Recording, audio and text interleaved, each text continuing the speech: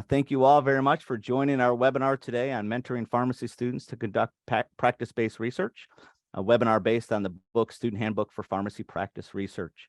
My name is John Bentley, and I will introduce our other presenters in just a minute, but I just wanted to let you know a few things as we get moving along. The first is if you have any questions at all during any point, you can certainly put them into the Q&A box, or you can put them into the chat as well. We'll be monitoring that. And at the end, all of our different presenters are gonna come back in a panel and we'll answer the questions at that point. So feel free to add questions to either the Q&A or to the chat as we go through this.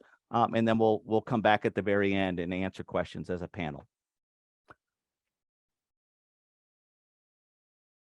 Okay. So to get started, the intent of the webinar is to provide an overview of mentoring pharmacy students to conduct practice-based research, and also introduce you to a resource that offers a practical and systematic framework with a how-to and hands-on focus for initiating and conducting practice-based research in pharmacy settings that we hope will be a benefit for pharmacy research learners and their mentors. And that resource, of course, is the textbook that we had to cover on the previous slide. So agenda, I'm going to provide you with a brief description of the book, including the rationale for the book and how it can be used. And then we've asked 3 of our author teams to join us from the chat from each of the 3 different sections of the book. So they're going to provide some comments from their chapter, focusing on what's in their chapter, which would help student pharmacists, residents, and fellows initiate and complete research during their training and education periods. So we'll go through each of those presentations from chapter authors. And then again, we'll have an open discussion and question and answer session at the end.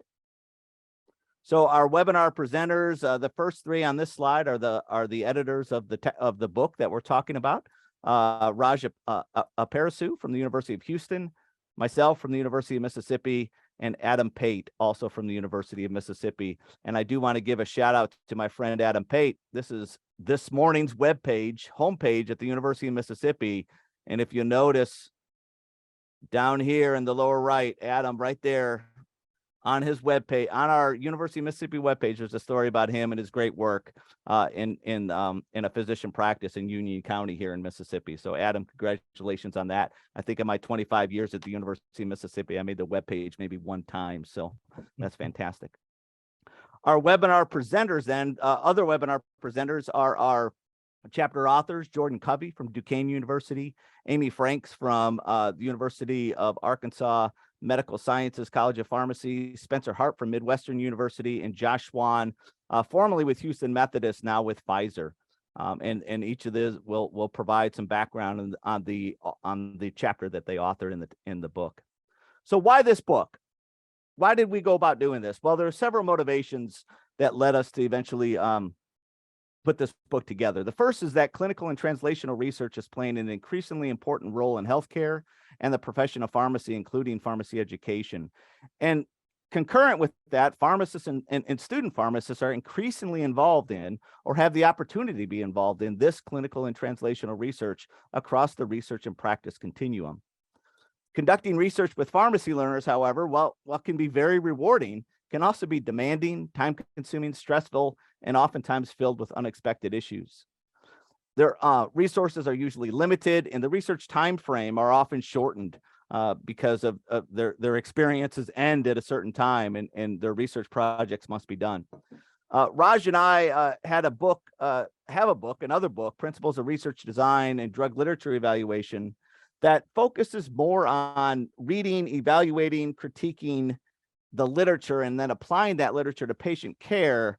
But what we were really after was a book that could help our student pharmacists, our residents, and our fellows who are just beginning their research journeys, as researchers, try to help them figure out how they could do this rather than just read about it and how to apply it. How could they actually do it?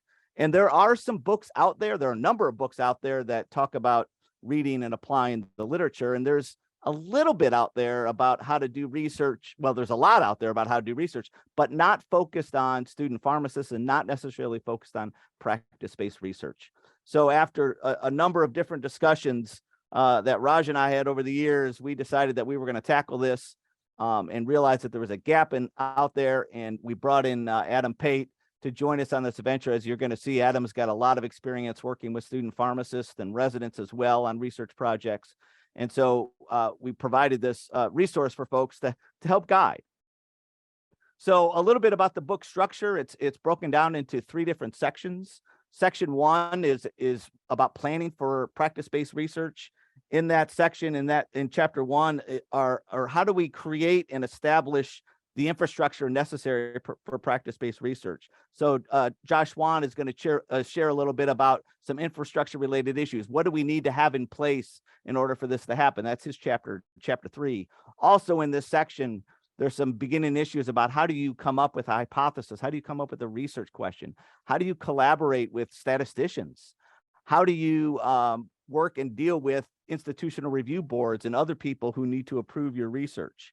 And so that's what that first section is all about. Section 2, conducting practice-based research, looks at a number of different pharmacy practice related research opportunities that learners might be engaged in either clinical or academic settings.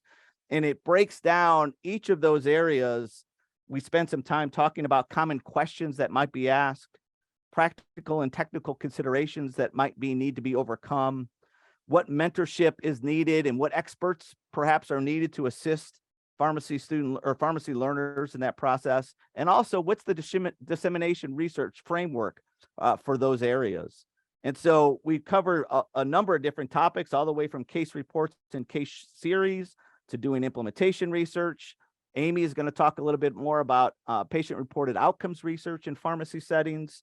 We have chapters on pharmacoepidemiology, on pharmacoeconomics, meta-analysis and systematic reviews, and educational research as well is in that section, in that setting. The other thing that's nice about this section is every one of those chapters, we've asked the authors to write an experience that they've had working with either a student or resident or both in conducting research. And what did they go through? What experiences did they have? What role did the student take on or the learner take on? What did they do? What did they accomplish? What was the final end result?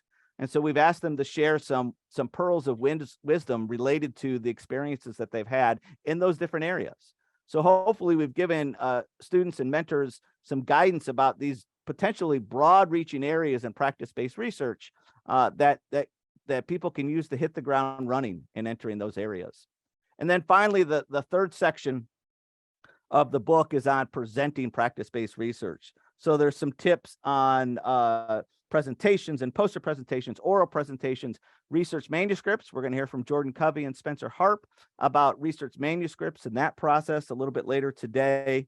And also there's a chapter about how do you respond to peer review and navigating the peer review process and working with editors as well is in that section, third section of the book.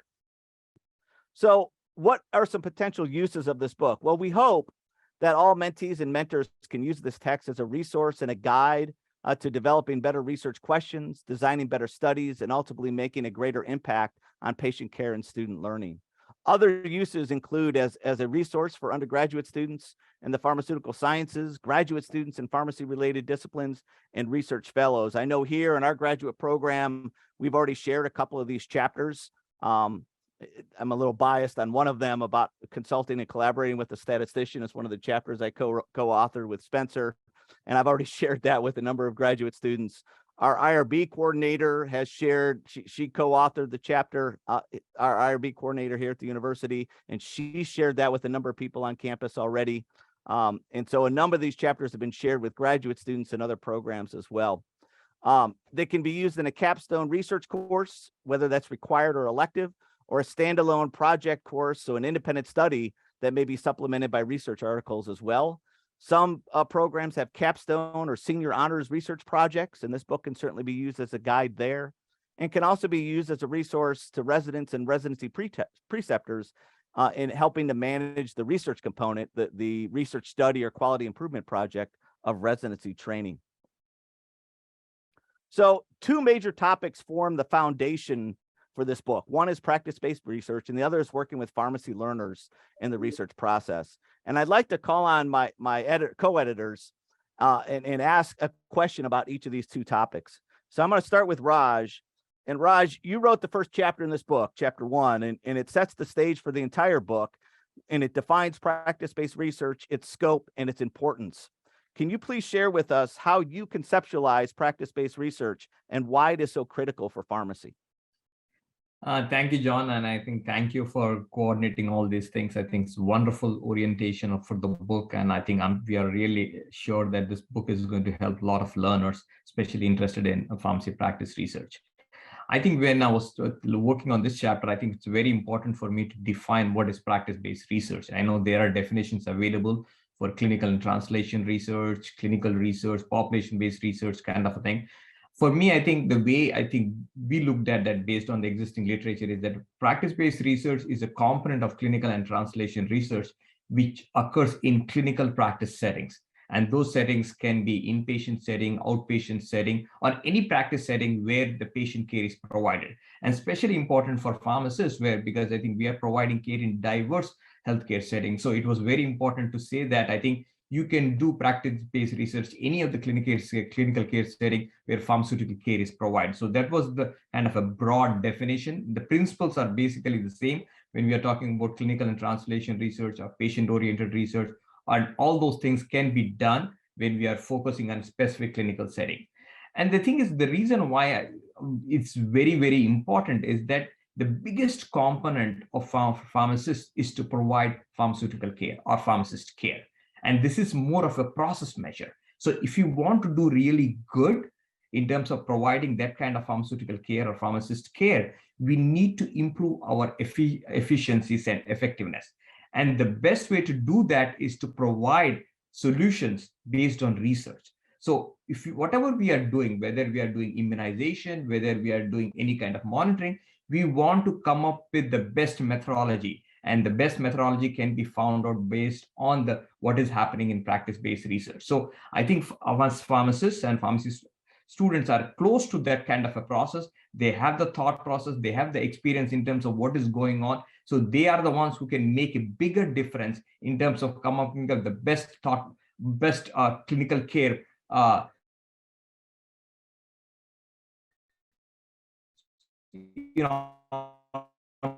to improve patient outcome. So it is very, very important and improvement so that we can improve patient outcome. That was the thought process which went into in terms of why I think it is so important. Thank you, Raj. Adam, that was practice-based research. The other foundation of this book is working with pharmacy learners. And I know you have a wealth of experience working with pharmacy learners at various levels on research projects. Can you share with us how you typically motivate learners to engage in research? Yeah, sure, John. I'm happy to. And I think a lot of our speakers, and one thing that is a strength of this book is that we really chose our authors, because a lot of the chapters, and especially our folks that we have with us today, have a lot of experience too in doing research with students and learners. And so it really comes through in the book, and I think that's helpful. And for me personally, I think the first thing is you've got to make research relatable to learners. I think a lot of times research is not something that students think they're capable of, that's something that's not in their wheelhouse. But if we make it simple, if we make it relatable and not something that's scary or something that they can't do, because the truth, sort of to follow up on what Raj was just saying, is that we need all of our graduates need to have this training and realize the importance of doing practice-based research, no matter where you're practicing. So I don't care where you're at, it's just asking hard questions and then trying to find the answers. So if you can tap into that to where it just gets their own curiosity, and they realize that, then it's like the world opens up and they can realize, oh, wow, there's a ton of questions I can ask.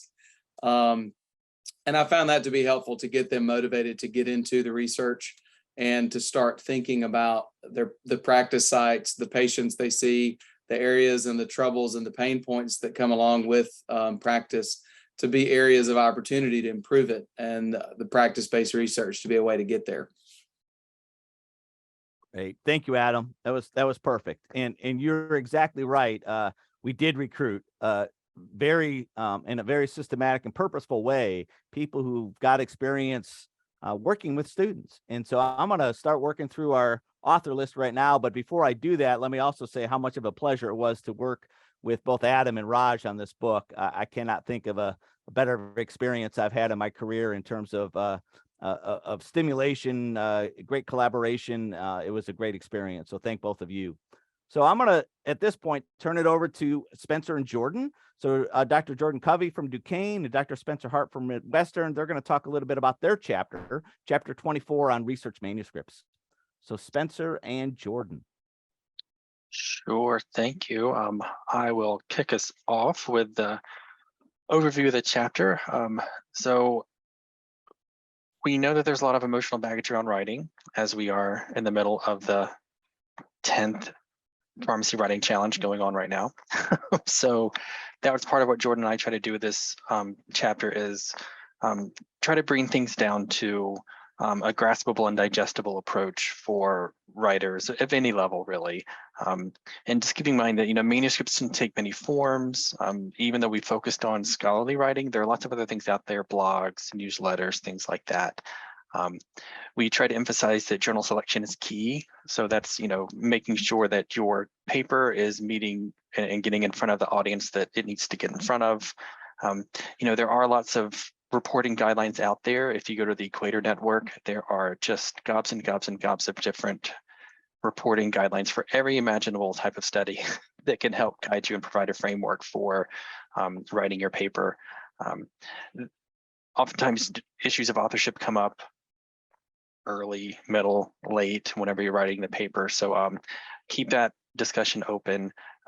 And don't forget the author guidelines when you are preparing your paper as you submit to a journal, because Jordan and I are both editors for one of the pharmacy journals, and it's terribly frustrating when you get a paper that's submitted that's clear they didn't follow the author guidelines. And we're pharmacists, we like to follow instructions, so make sure you do that. And then we talk about some ethical issues ranging from minor whoopsies to full stops. This is bad, will land you in research jail. And we try to also reiterate that this is a process, manuscript writing is a process, and the more you do it, you get better at it. I won't say it becomes easier, but at least you become more accustomed to it. So it's a muscle that you exercise just like anything else. So that's the general overview. Yeah, Spencer and I wanted to pull out a couple kind of big ideas that we think are super helpful within the chapter. And one of the first ones here you can see is what we call the MRAD model, which we introduce in the chapter as the basic structure of research manuscripts. And I think for a lot of learners, this can be really daunting to think about, especially when you have a blinking cursor on a blank page and you're just trying to figure out where to start. And, I think most people, to some extent, just as a function of reading a lot of medical literature, have an understanding of the structure, but really what we try to talk about in this chapter is how one, from the perspective of writing, might tackle things. So as you can see here, we've conceptualized it as an hourglass, where you have your introduction or background at the top, you have your methods and results in the middle, and the discussion at the bottom. And the idea here behind the hourglass is that your introduction and discussion tend to be the broader aspects of a manuscript. And for a lot of people, I think can be the more difficult parts of the manuscript to write. As you can see here, they tend to be broad. They are meant to connect the current manuscript to the existing literature. So we see a fair amount of citations, of course, in these areas. This is all compared to the middle of the manuscript with the methods and results, which are much more narrow in focus, specific to the particular work at hand. And for, I think, a lot of trainees tend to be the easier parts to tackle. So one of the things that we talk about in our chapter is the fact that I think a lot of people conceptually think I have to write a manuscript from top to bottom, when often that might be the hardest way to do it. So often starting with some of the more narrow pieces in the middle, the things that a researcher performed themselves after dedicating themselves to a project for a given period of time. Sometimes those will kind of fly out on paper a lot easier than the introduction and discussion, and kind of building that momentum in writing manuscripts is something that I know both Spencer and I recommend. On the next slide, you'll see another important concept, which is what we call the so what question. A lot of this pulls from some really interesting previous papers written by Lingard. You can see the citation here on the bottom. And one of the reasons we thought to include this in this particular chapter and also in this webinar today is this, I think from the perspective of both Spencer and I as editors at a journal, this is one of the most common reasons why manuscripts that are submitted to journals might not even make it out to peer review. So in this particular framework, what you'll see is this problem, gap, and hook framework.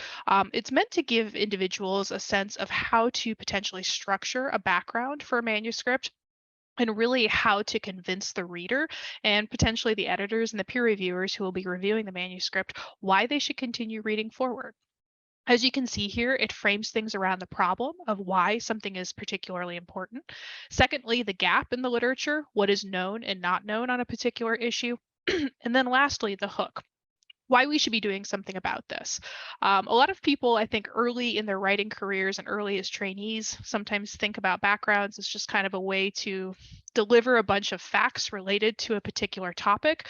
But really what manages to draw readers in is the idea of formulating a background that really sets up an argument, gets a reader engaged in understanding, oh, this is the reason that this particular piece of research was composed and executed, and I'm interested to find out what I'm going to learn from it and how it's potentially going to impact my practice. So this is another key part we have in our chapter that I think will be really, really useful for a lot of early trainees.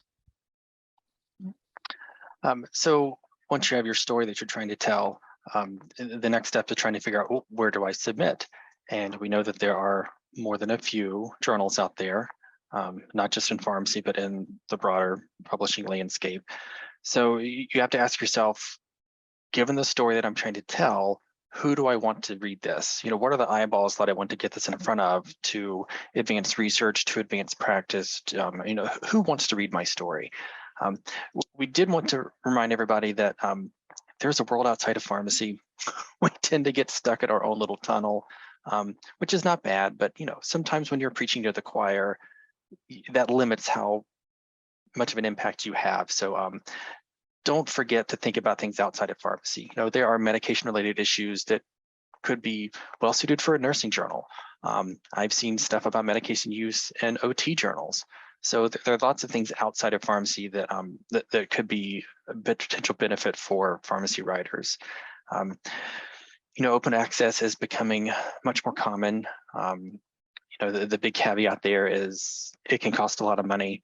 Depending on what institution you're at, there may be funds locally that can support that. If you're working with a mentor and they have grant funding, you can write, you know, open access fees into the grant. And luckily, if you have some federal funding, it has to be paid for. So open access is becoming much more common. So think about that. The kind of downside of open access publishing is we've seen a lot more predatory journals come up. The one thing that I'll say there is if it feels funny as far as a journal, it probably is funny. So use that kind of, if it doesn't pass the sniff test, you know, beware. There are lots of initiatives online, and I think a lot of the major publishers have come together and they have this think, click, submit or something. I forget what it is, but it's basically before you click submit, think to see if it actually, the journal that you're thinking about passes muster. If in doubt, talk to your mentors, other writers. There are plenty of people around to offer support. You know, you're not doing this alone. Your mentors or other colleagues, their experience with journals can speak a lot. I know Jordan and I have talked about this. You know, you got a paper, you submit it somewhere, it gets rejected. So what next? Well, what experiences have you had with this journal? And they're like, oh, that's great. What about that other journal? Avoid it at all costs. So, you know, talking to people can really be helpful.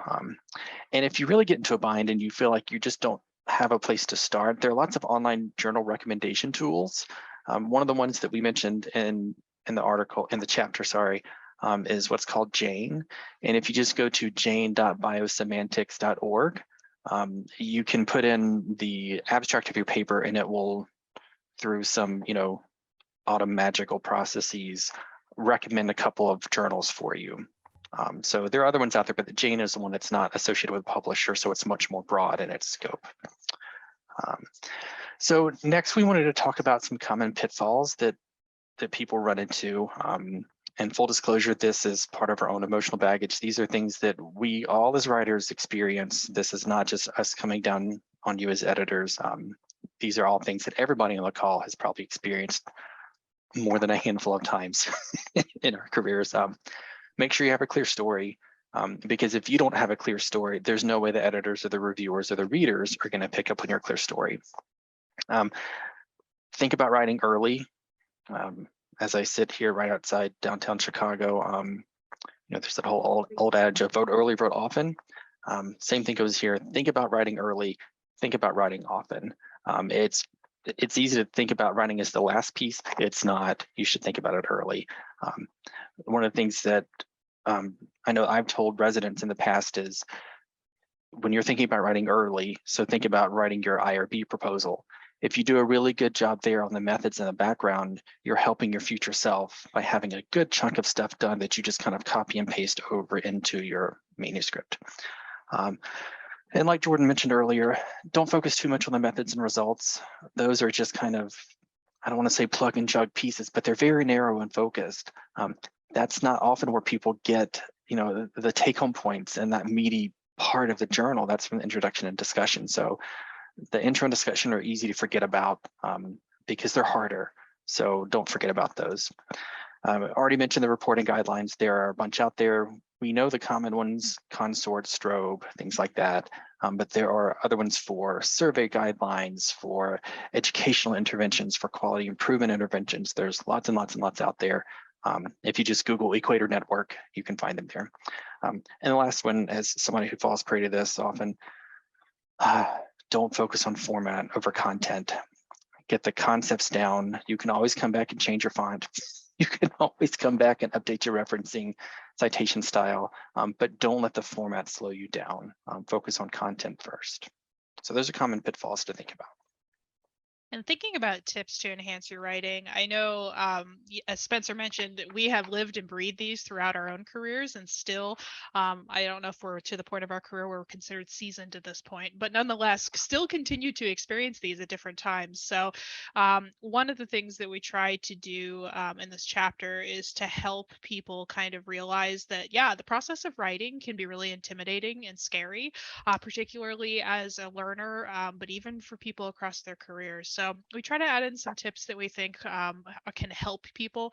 As Spencer mentioned at the top of our talk, we're in the middle of the RX Writing Challenge right now, and that really focuses around this whole idea of trying to help people realize there's a community of researchers and academics out there that are always working to enhance their own writing. So a couple of the tips that you see here, I always encourage students and residents to think about the manuscript at the start of the project. As Spencer mentioned, as you're writing your IRB, doing that actually can help save time down the road.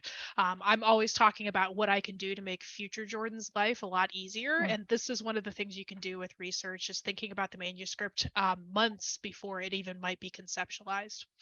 I always try to think about, building writing like bricks for a house. There's little pieces that happen. Everybody expects that, the manuscript will just kind of pop out of thin air. But the idea is it actually takes a lot of incremental work and slow progress. And that's perfectly okay, because speed isn't necessarily going to build a strong product at the end.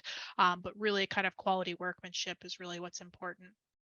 As I mentioned before, you don't have to necessarily do things in a linear process. I find for myself that one of the best things to do is to do the things that will continue to snowball. So picking up the little tasks that are easier for me, and that might depend on each learner's kind of individual likes, but picking up the things that are easy help build confidence and allow you to tackle bigger projects by incrementally getting through things bit by bit.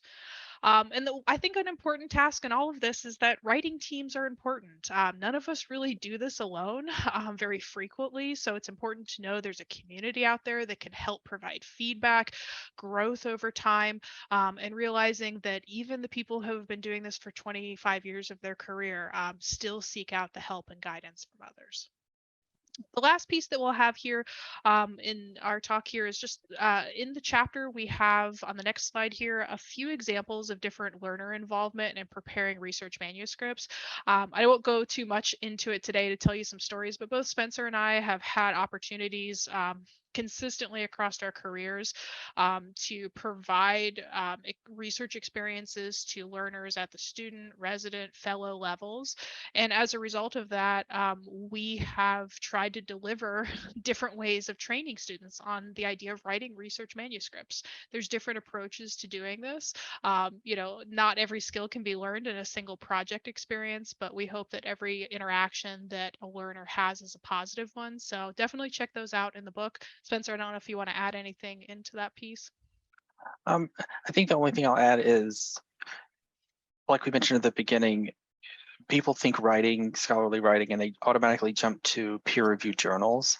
One of the examples that I have in there is the resident I was working with. Her project didn't quite go the way we wanted it to go, but she was able to get a CE article out of it for the State Association's journal, which, that was actually a much better fit for her and the way she was thinking and her skill set and comfort level. I mean, I was able to handle the more research part, down the road, but it just took longer and it was outside of her time frame, but she still got the writing experience. So that's the one thing I was at is, there are lots of other places to write and lots of other things that you can do building off of using residency as an example, building off of your residency project that doesn't have to be the prototypical research paper. And sometimes those, feel a little bit better and they're more approachable, I guess. So. The story I tell, even though it is kind of a typical research article, gets a little bit into the idea of like student teams working together to execute towards a project. And believe me, all of them were scared to death at the front of the project. And when we started doing this, but by the end, we're able, with guidance and mentorship of faculty, we're able to execute a beautiful manuscript at the end. And they realized that they weren't alone in the process, which I think was a really important aspect of that story. So the last slide here will leave you just with some concluding thoughts, which I think speak pretty widely for themselves. We recognize research manuscripts can be scary for learners, but they are one of the most enjoyable aspects, I think, of an academic career, to see your name in black and white. So we'll leave it there. And thanks so much for having the opportunity to include us in this book. Thank you, Jordan. Thank you, Spencer. If folks in the audience have questions, please, again, put them either chat or Q&A, and we'll come back in our panel presentation at the end. And just one other comment too, you mentioned reporting guidelines, and each of the chapters in the second part of the book that focus on different issues talk about reporting guidelines specific to that topic. So there's a chapter on survey research methods, and it talks about the reporting guidelines using survey research methods. They're covered all throughout the textbook, and it's a good thing to start there first many times. And that's good advice that we've gotten so far. So thank you very much, Jordan and Spencer. You also talked about working in teams. And so with that, I'm going to introduce Josh Swan. In his chapter 3, Research Infrastructure in Pharmacy Settings, one of the things that he and his co-author, who he will introduce in just a second, do a really good job with is talk about students working together in teams, but more also when you've got a layered learning approach. So you've got students and residents and fellows and senior students and junior students, and then mentors as well, all working together. So with that, I'm going to turn it over to Josh and let him talk about chapter 3. Absolutely. Well, thank you for the opportunity to co-author chapter 3 with Dr. Lamboui. She's an assistant professor at Stanford University and a longtime mentee and then now colleague. So what was an amazing opportunity for Dr. Bowie and myself is we were tasked with really writing sort of an introduction of pragmatic operational considerations of how to execute research in a practice-based setting. And the great thing about Dr. Bowie and I is for several years, we worked together as a mentor-mentee. She was a student, a resident, and then a fellow in my research program, and then became a faculty and began to orient students into her own university.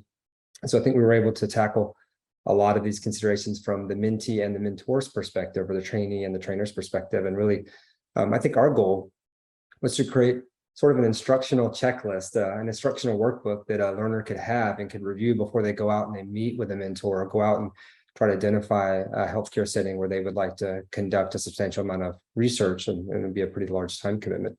So really hopeful that as someone reads through our chapter, that they're really given a set of considerations and a set of questions that they need to answer before they commit to working with a particular mentor on a particular project at this particular health center.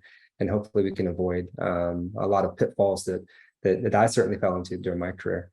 The purpose of our chapter really is kind of two purposes here. One is to provide an overview of expertise, resources, time, environmental considerations.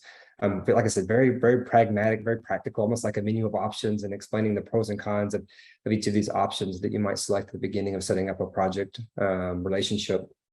And then the second really nice feature of our chapter is we introduced 3 large research programs that were supported by numerous pharmacy learners at various components of their career. And we discussed how we were able to integrate them in a layered learning model to really form a research team and to grow in their professional career. On our next slide, we'll discuss the content of the chapter. We have sort of 11 bullets here. I think one thing that's important is that if you're considering reading our chapter, know that we wrote this chapter for P1s all the way through postgraduate fellows. We really wanted to have content that would be relevant for introductory practice experience or IPI rotations, advanced practice experience, P4 rotations, PGY1 major or minor research projects, PGY2 major or minor research projects, or a fellowship program where you're exclusively focused on research. And these were definitely experiences that I've had as a trainer, and that Dr. Bowie had as part of her training and now in her faculty setting.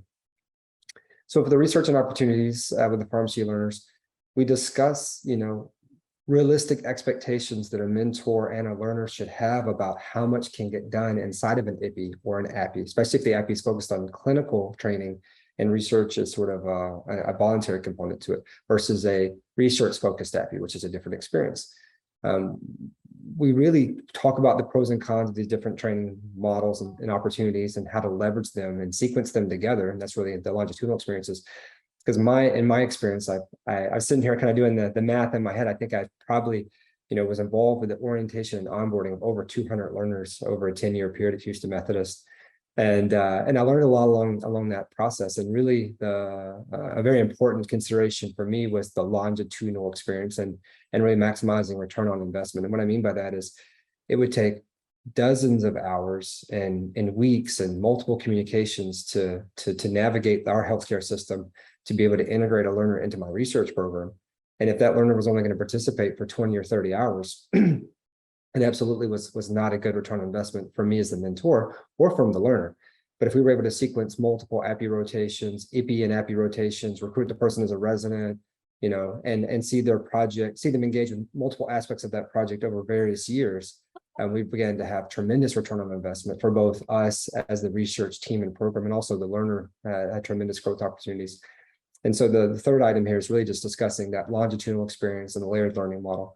And I'll talk about the layered learning model a little more as we go through, but really what this means is that in a training program, you have a role. You are a P1 or a P2 or a P3.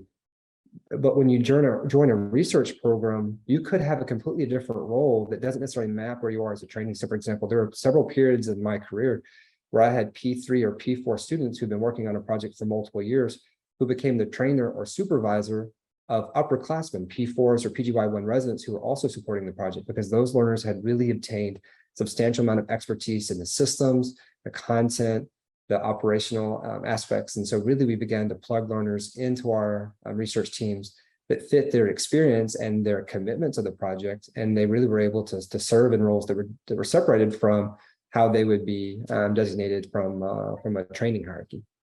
And we had some really great experiences and opportunities with that. For the fourth item, we talk about picking a mentor. I think a lot of learners, when they think about projects, they get very excited about a research question or very excited about a content area. And I would actually advise that you choose the research that you do as a trainee based off of the quality of the mentor, the experience of the mentor. And even if the therapeutic area is slightly different or the research question is not ultimately what gets you excited, I as an investigator have learned something from every project that I've been engaged with. And the opportunities that I've had to work with mentors who had skills and expertise far beyond mine are where I learned and grew the most, even if that therapeutic area was slightly different than some of my core interests. And that's definitely the way that I would advise a learner to pick and choose their mentors. And we give a lot of advice on different types of mentors. You have faculty that are non-practice faculty at your university, or faculty that are clinical faculty at your university, or clinicians at the hospital that may or may not have an adjunct faculty position at your university, and really walk through the different types of mentors that you might choose from and what we think are considerations, both strengths and limitations of those different types of mentors, so that you can choose one that's going to match your career trajectory the best. Getting a badge is the 5th section. This is really a very operational focused section. And the reason we called it getting a badge is that at the end of all the paperwork and all the training at a healthcare system, at a hospital, normally you're not allowed to do anything until you have a badge and a login. And you have to finish a lot of credentialing and background checks and training to get that. So getting a badge is a milestone that means that you've overcome a lot of regulatory operational considerations of your healthcare system. So while we focus on the mentors previously in the 5th section, we really focus on the healthcare organization. And I think this is what is nuanced and different about practice-based research. Practice-based research involves data that is protected and regulated, and it may involve interaction with patients themselves, which is also protected and regulated interactions. And each healthcare organization has its own set of regulatory, biomedical ethic, training, and considerations before they will allow you as an investigator to interact with those patients or interact with that data.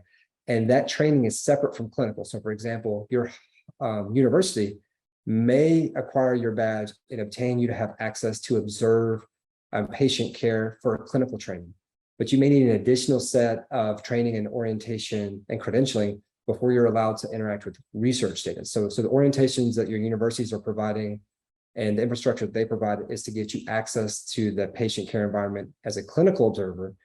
But just know that there's a second set of regulatory considerations you have to pass in order to be a researcher at that practice-based site. And so this section is really meant to be a kind of a guide, an instruction manual of things to think about when you're choosing your healthcare center. Then we go on to understanding practice and conducting research, and this is really, the ecosystem that you're joining. Thinking about other clinicians that might serve as co-investigators or co-authors on your study. That could be surgeons, physicians, nurses, nurse managers.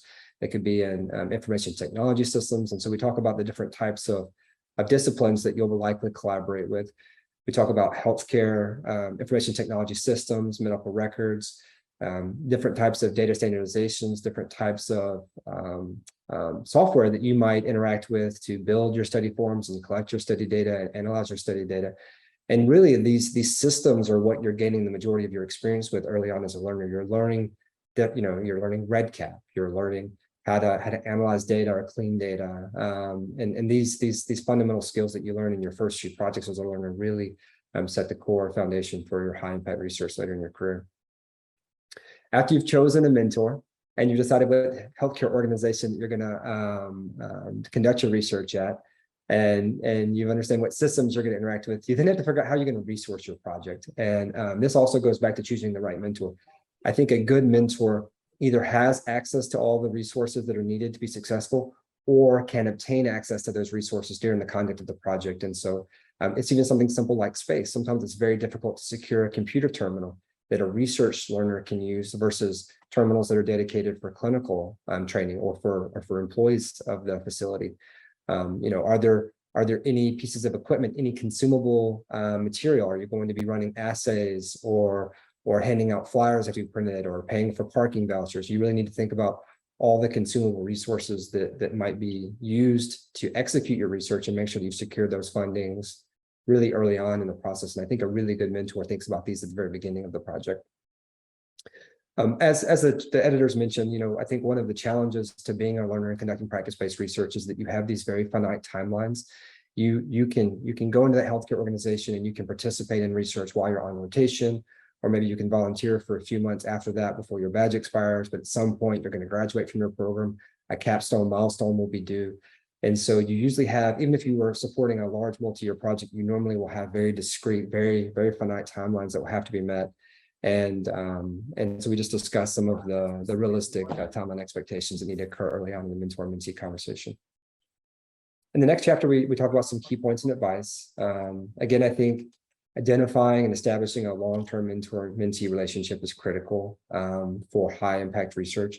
I do think that you can join rounds with an attending physician or a preceptor, and you can learn clinical information sort of within a single day. So the exchange of clinical information can occur over very short periods of interactions. But I think the transmission of really important skills and experience as it relates to conducting practice-based research occurs over a long period of time, and having a long-term mentor-mentee relationship, I think, is important for that.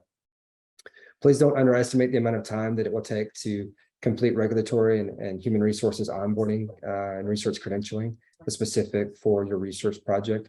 I think this is actually where a lot of mentors fail their mentees. Mentors will meet with a mentee, they'll get them excited, they'll have them assigned to a rotation, and then the learning experience will almost be over by the time that the mentor has successfully navigated these credentialing processes for their mentee. And I know that over the years that I built my learner-based research program, we would actually start the onboarding activities with trainees before they even started on the learning experience. So we would be working through the credentialing and training for months before their first day on rotation, so that we didn't wind up in those situations. I do think realistically it takes 1 to 3 years to develop proposals into publications. And if your intention is to have publications on your CV by the time you apply to postgraduate training opportunities, think about this, because you really should be setting down those roots in your P1 or P2 year, or at least beginning to develop your plan for developing your skill set. When you do go to a healthcare organization, there are a variety of resources that are available at the healthcare organization, but sometimes you have resources at your primary university or your primary institution that you can bring in. You have access to maybe funds for open access manuscripts, maybe you have access to library resources and articles or software that you can bring with you. So think about, as you're collaborating between institutions, how you can leverage resources from both institutions to support the project, because sometimes those opportunities are overlooked. And I think that layered learning models, taking learners, evaluating their skills that are specific to that project, embedding them into a hierarchy that's related to their expertise and their ability to commit to a project, provides tremendous opportunities for learners to really develop complex and high impact practice-based research skills. And we saw some tremendous success stories in our time. During the next slide, I'll begin to talk a little bit about over the course of my career training, I began to quantify how many hours I thought a learner experienced would engage with research, and I began to use those estimates to inform whether or not I was willing to engage with a mentee during a specific opportunity, and not to be dismissive, but just to be very, very realistic. So we'll start with sort of the left side of the screen, and what we have here is the size of the bubble generally represents the amount of hours that learner is contributing to a research program. And then as you move left to right, what's happening is that you're beginning to see overlaps between learners that are earlier in their training program and learners that are later in their training program. And these intersections of these Venn diagrams are where the layered learning opportunities would happen. So for example, P1 or a P2 student might start working through a summer research program to volunteer and go into a healthcare organization and collect data and participate in patient enrollment or screening. And while that P1 to P2 is at the hospital, they may begin to interact with P3 students that are on research rotations, and may begin to interact with P4 students that are assigned to that preceptor for a clinical or research rotation. And these interactions might be different, and the hierarchy of these interactions might be different than the clinical hierarchy.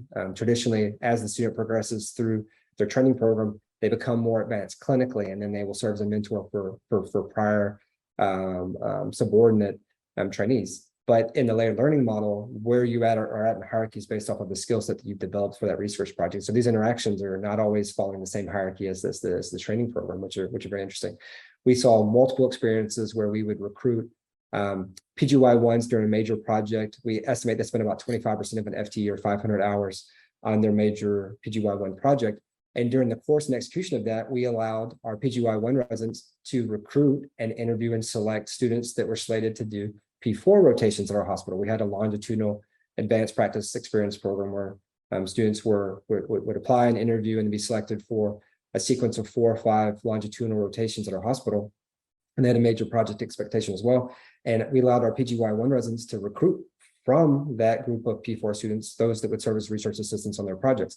And then later, as we developed our fellowship program, we began to do the same thing. We began to let our fellows recruit residents that might want to interact, and P4 and P3 students that might want to support their projects. And so this was really the essence of the layered learning models, allowing these different types of learners to interact with each other to support a project, and we had a lot of success. Next slide is research is a team sport. I think this is the culmination of everything that I learned as an investigator over my career to date. And I wanted to just kind of explain this to you because when we think about practice-based research, a lot of the times we're probably talking about non-interventional research, but it's possible that you'll interact with a mentor who's conducting interventional prospective research, and the logistics of that are very, very difficult and complex. And I wanted to explain that to you so that if you wanted those experiences, you could seek out a mentor that can provide that for you. So in the middle of this diagram is a principal investigator. And traditionally, when you're interacting with interventional research, you will think about physicians as serving in this role, but I'm a strong advocate in my career that pharmacists have the capability, the training, and the expertise needed to serve as principal investigators for prospective interventional studies. And so you will see some pharmacist mentors that are serving in this role. And so starting in the middle, when you have the principal investigator, we think about the sub-investigators. These are normally clinicians or allied health professionals that have expertise in the disease state and the care setting. So if you're researching an anti-infective in an ICU environment, then you would see clinicians who have that type of expertise. It could also be biostatisticians or ethicists or other types of disciplines that you need for high quality research. The principal investigator normally has on staff assigned to that project study coordinators. The study coordinators could be allied health or could not be allied health professionals. And they will oftentimes be involved with the screening and recruitment and potentially informed consent of patients for a prospective study. And those study coordinators are interacting with study data and a study data interface. And they'll also be interacting with investigational drug supply. And then you also have study finances, regulations, you have the IRB approval, you have the grants and contracts and sponsored regulatory. So there's a very complex web of interactions that are needed to be navigated to be successful in this field. And my model at Houston Methodist, where I was when I wrote this chapter, was actually to expose learners to all of these different roles during their training, especially our fellowship program, so that our pharmacy learners were becoming trained to serve as principal investigators in their career. And the next slide, I have a few case studies. I'll go through these kind of quickly, and I can entertain questions from the audience related to these if anyone wants some additional information. But kind of describe 3 separate, distinct research programs that lasted over multiple years that involved large groups of pharmacy learners. So one of them was a chlorhexidine bathing, the CHG bath trial, which is an investigator-initiated randomized control trial that I designed and executed over a 4-year period.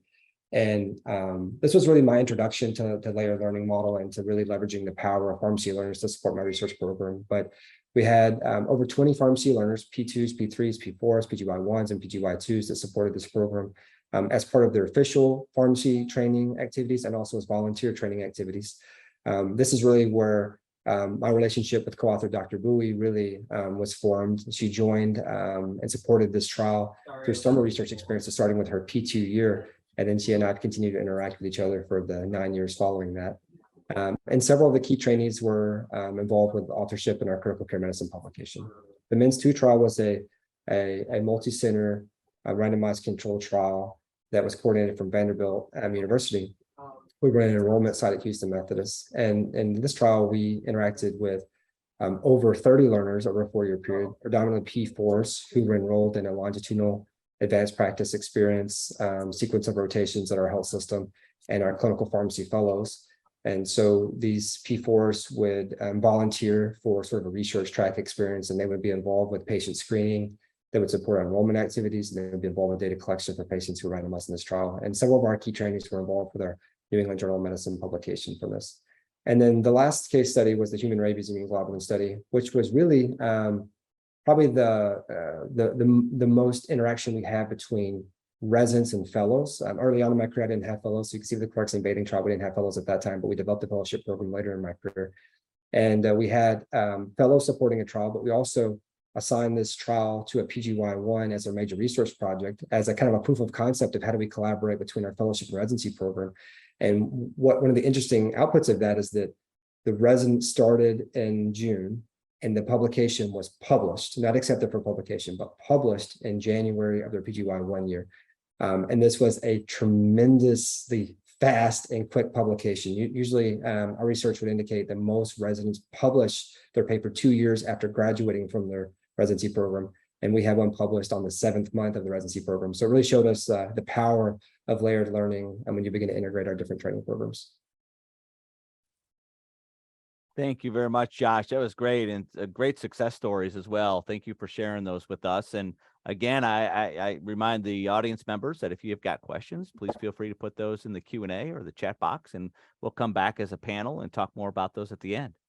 But to move on to our last presenter, certainly last but not least, is Amy Franks, and Amy's going to introduce us to Chapter 12 on patient-reported outcomes research in pharmacy, and she's going to tell you a little bit about her co-author as well. So Amy, I'm going to turn it over to you. Thank you, John. I'm happy to be here to talk about Chapter 12, which was patient-reported outcomes in research, or research in pharmacy. And I'm excited to be here on behalf of both me and my co-author, Dr. Nalan Payakachat. We have a long history of working together as a research team that has involved learners, students, residents, in our research. And so it was a pleasure to write this chapter with her.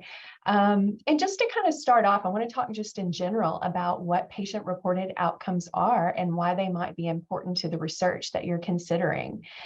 Just a general definition of PRO is any self-reported health outcome that's obtained directly from the patient themselves, and it does not require interpretation by a clinician or anybody else to be useful.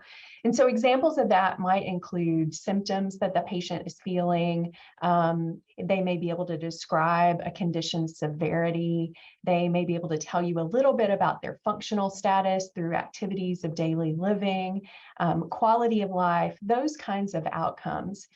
And I think this was really well represented by this figure here on this slide that was a description of a surgical intervention. And as you can see on the x-axis, the intervention was looking at differences in mortality and morbidity, which are important clinical outcomes to most clinical interventions. And clearly, if there was improvement in morbidity or mortality, that was considered a positive outcome. But where I think this study gets even stronger is the y-axis then looks at patient-reported outcomes.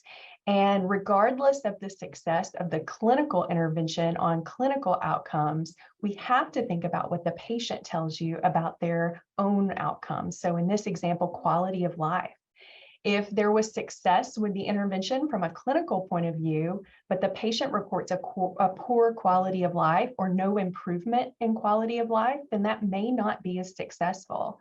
And obviously, the best place or the sweet spot that we're all looking for, ideally, is the improvement in both clinical outcomes, so improved mortality and morbidity, but also the patient reporting improvement in outcomes such as quality of life. And so that's really what we're looking at with PRO research. So next slide. Continuing on that kind of conversation about why you should consider patient-reported outcomes in your research, it's really central to the philosophy of patient-centered care. We talk about patient-centered care in healthcare a lot. We want to know what the patient is feeling. We want their input on their healthcare needs and their healthcare treatments. But sometimes what they're feeling or what they know isn't directly observable by a researcher. And that's where something like patient-reported outcomes comes in very helpful to providing rich data related to that patient's experiences. So if you look on the photos on the left, you see patients who are experiencing problems. So it might be pain or depression or frustration, and they're going to have to tell us about that through patient-reported outcomes. We cannot directly observe those. We also, through patient-centered care, have a high priority on the patient experience. So the photos on the right, how was the patient's experience? Was their treatment successful, but maybe their interactions with staff or the healthcare system in general were not necessarily positive? Similar to the patient's experience, we also think about patient satisfaction, which is a little bit different. Patient satisfaction is when they have their own expectations about how their healthcare needs are fulfilled and how the encounter went. And we're asking them about whether or not those expectations were fulfilled through their visit. And so they may give you a thumbs up. They may tell you that their satisfaction was less than ideal. And that is very, very important to our research. And really, these kind of outcomes can serve as primary outcomes. It may be what we're most interested in to provide more data and more information about how to manage a patient's clinical condition. or they could be secondary outcomes, similar to the case of the surgical intervention on the first slide. Morbidity and mortality may have been the primary outcome there, but almost equally important is the patient's feedback on their quality of life. So next slide. When we think about PRO or patient-reported outcomes research, I tend to think about it on the back end of therapeutics. So we have a treatment available, we understand how patients' conditions change or improve, and we may talk to them about what that's like.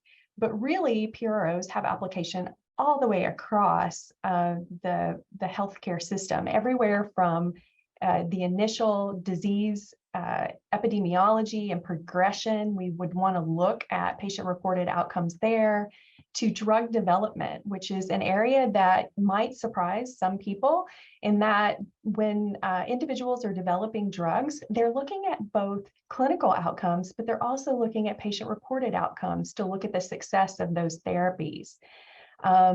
Patient-centered therapeutic decision-making as well.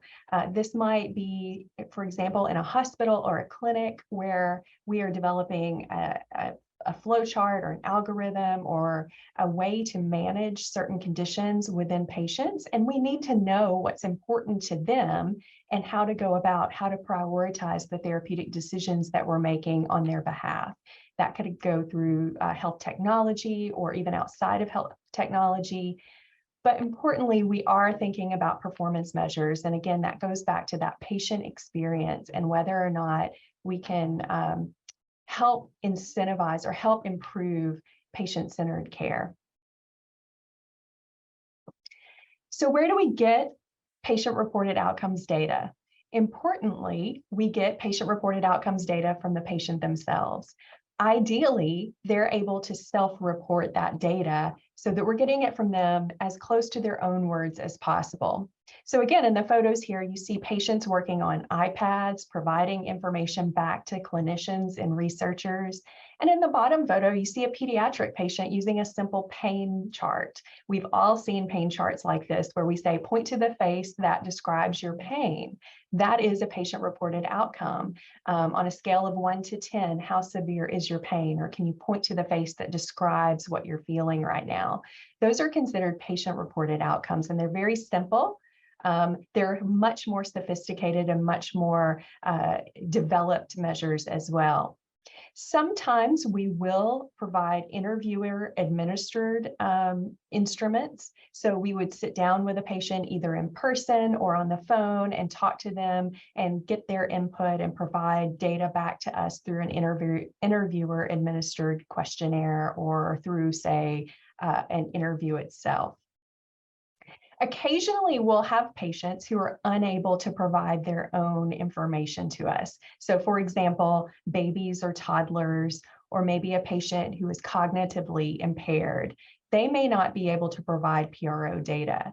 And in that case, we would look for observer-reported outcomes. We would try to talk as closely, or we would try to identify the caregiver who works with that patient as closely as possible to provide some of those observer-reported outcomes to us as a proxy for what that patient is experiencing. But the take-home point here is really that regardless of the source, whether you're looking at the patient themselves or a caregiver, it is very, very important that data collection for PRO outcomes requires the use of a validated instrument that was developed specifically for the concepts that you're looking at, and ideally within the population that you're studying. We have to dig into the literature and we have to look at the validated instruments, or we have to consider to validate an instrument of our own to help get at these outcomes that we are studying. So on this slide, I've added a few examples that we've included in our chapter. There are many more examples in chapter 12 on table 12-1, but some examples of PRO concepts and instruments that would help measure those concepts. First of all, symptoms. We've already talked about pain as a symptom, and really only a patient can tell you about their pain. We can't observe that directly. We can make some inferences, but we can't observe it directly. So one instrument that you could use is called the brief pain inventory. If we're looking at quality of life, specifically health-related quality of life, we might use an instrument such as the SF-36. That's the abbreviated name for the short form 36. For other patient-reported experiences, many of us who are clinicians are familiar with the HCAHPS data, and that looks at patient experiences within our health system. And that's a very important outcome for us to look at when we go back to that patient-centered care and value-based assessment. And then finally, another example of satisfaction, patient satisfaction, would be using the Patient Satisfaction Questionnaire short form, or PSQ-18.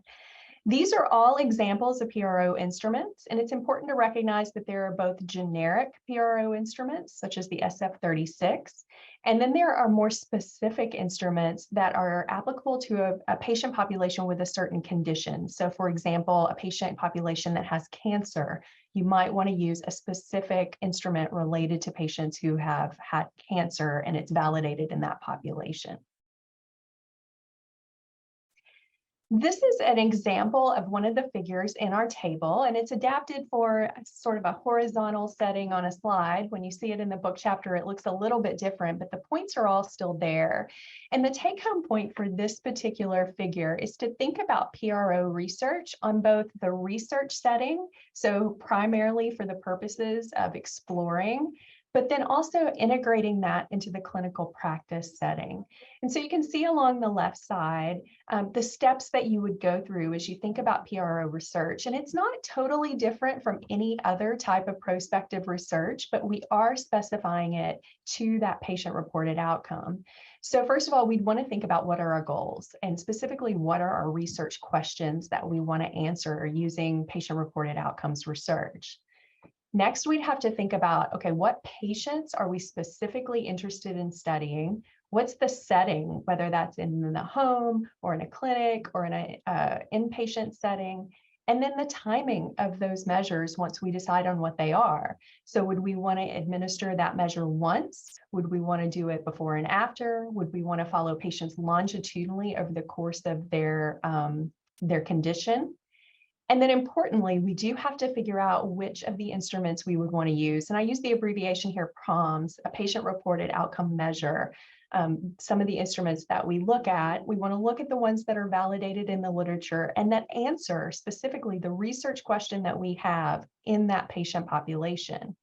And then finally, we'd want to think about, well, how would we administer that instrument? Would we do it investigator administered? Would we work it into the workflow of the clinical flow? Would this be something that the patient reports on after they return home after a hospitalization? And then how would that instrument be scored to give us the data that we need to work with? That's really all part of the research setting.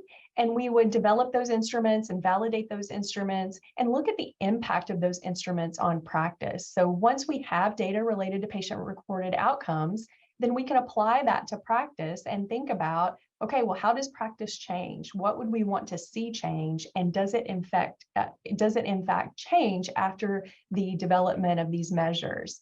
And then we disseminate that, of course, to both the scientific and clinical communities for them to use as they further that line of research. That to me is sort of a typical research setting, but we also have to think about the clinical practice setting. Once we've developed this process, then is there a way that we can design a process to incorporate those PRO measures being integrated into the clinical record, into the clinical workflow, so that clinicians are constantly seeing the effects of those measurements coming back to them and being able to react to those patient-reported measures in their clinical decision-making or otherwise care for that patient. And as researchers, we can help develop strategies for how that's integrated and how clinicians can respond to those issues that are identified by those PRO measures. Next slide. So when we think about learners participating in this kind of research, I think it's been stated by several of the chapters earlier today that learners can be involved in all stages of any kind of research project, and that is no different in PRO research. I think the 2 points I would want to really draw out here on this continuum would be that there's a huge importance, just like any other kind of research, you really want to know the relevant data the literature before you ever embark on your own project. You want to know where the gaps are. You want to know what questions you're trying to answer when you have your research question. And you want to use that literature review to develop that research question and consider how then your time frame matches the learner's availability. So I think we've all talked a little bit about how learners may not have 100% time to go from the start to the end of a research project. Dr. Payakinchat and I have had quite a bit of success in working with multiple learners longitudinally over research projects, and it sounds like Dr. Swan has as well, where we may bring in one learner at the beginning of a project who really does the heavy lifting on the initial phase and writes a paper off of that. But then we bring in another learner as that project continues and works through subsequent phases, and they have different research questions and continue to disseminate the data, analyze and disseminate the data after from there. So next slide. I would be remiss if I didn't just kind of summarize a few takeaways for students and residents and fellows who are interested in working in this type of research. The first one I hope I've carried home today, and that is PRO research is essential to evaluating healthcare and treatments that we offer to patients. It doesn't matter if they're successful clinically, if the patient refuses to take the treatment or has such a terrible quality of life or satisfaction with that treatment afterwards. Another key point is that teamwork is key. And again, this has been brought home several times today. But from the earliest stages, from the development of the research question, you need to be thinking about whom else needs to be involved in your research project. And I have a picture here of Dr. Payakinchat, who again is my research partner, and we've worked together. She is an expert in PRO, but she's also has expertise in psychometrics and other data analyses that would help us from the beginning of the project. We would also be thinking about clinical expertise and biostatisticians who could come into our team and help round out the expertise needed to complete the projects. I think it's also important not to rush that beginning stage of identifying a strong research question and a subsequent PRO instrument that helps answer that question in a way that is consistent with the literature on that instrument. One, I think, pitfall that some trainees might encounter is when they find a PRO instrument that may be perfect for their project, they need to dig in a little bit further about that instrument to see, number one, is it copyrighted? And is there a licensing that requires a fee for use? Obviously, we want to follow those rules. Has it specifically been validated for the population that we are studying? And then finally, we need to be very careful to follow the directions for administration, the timing of that instrument, how that instrument is scored, and then how the data is interpreted and how we draw inferences from that data through our research. And so with that, I'll turn it back to John. And I appreciate the time to be able to overview this chapter. All right, thank you very much. We have not a whole lot of time left. We got about 2 minutes left, and I know there's at least one question out there that that we wanted to ask our panelists. And so, Adam, I'm going to turn it over to you to ask that question. Yes. So a couple questions that came up. One, I think that maybe hopefully pretty quick, Amy, is in your direction. And can you use patient-reported outcomes that are already existing in like if you're in an EMR and there's already PRO data in it?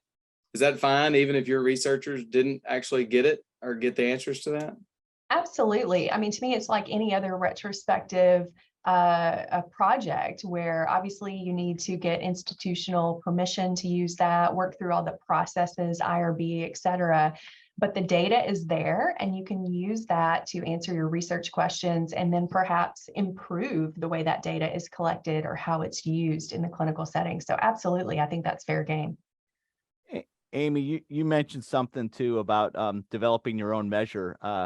In the survey research chapter, the authors actually encouraged for student research projects perhaps not to engage in the development of the measure and use what are already available instruments that already have data on validity and reliability available. What are your thoughts on that?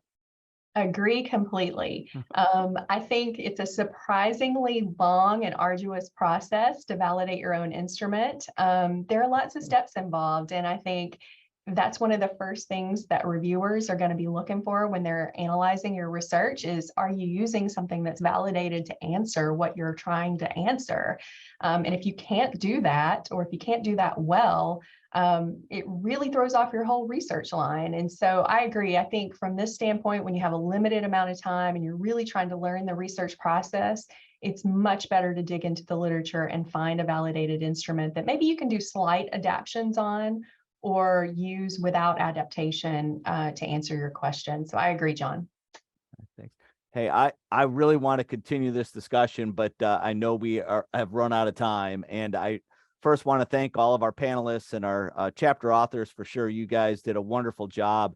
This has been a fantastic experience. I think it's, as I count time by the pandemic nowadays, I believe this project started pre-pandemic, if you can kind of put that into perspective. And so I'm very grateful for the help of all these, and then our other chapters as authors as well that weren't able to join us. I do want to conclude by just making mention one more time. We do have this textbook available, and it goes into much more depth than we went into today. And McGraw-Hill wanted me to say it's certainly available at your preferred bookseller. And I'm very grateful for that. It's also available on Access Pharmacy, which many people have access to through their schools or colleges of pharmacy. So thank you again very much, everyone, for joining us today. And if you have other questions, feel free to reach out. Send us an email. We'd love to hear from you. Thank you, everybody. Thank you.